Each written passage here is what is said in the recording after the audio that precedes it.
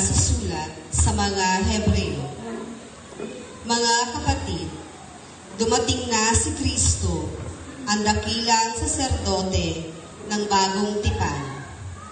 Siya ay naglilingkod doon sa sambahang lalong dakila at walang katulad, hindi ginawa ng tao, alalaong bagay, wala sa sanlibutan ito. Minsan lamang pumasok si Kristo sa dakong kabanal-banalan at iyo'y sapat na.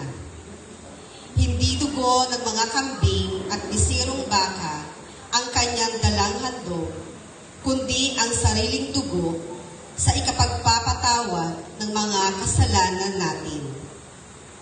Ang dugo ng mga kambing at mga toro at ang abo na dumalagang baka ay iwiniwisik sa mga taong itinuturing na marumi. Sa gayon, sila'y nagiging malinis ayon sa kautusan. Ngunit higit na dihamak ang magagawa ng dugo ni Kristo. Sa pamamagitan ng walang hanggang espiritu, ay inialay niya sa Diyos ang kanyang sarili na walang kapintasan.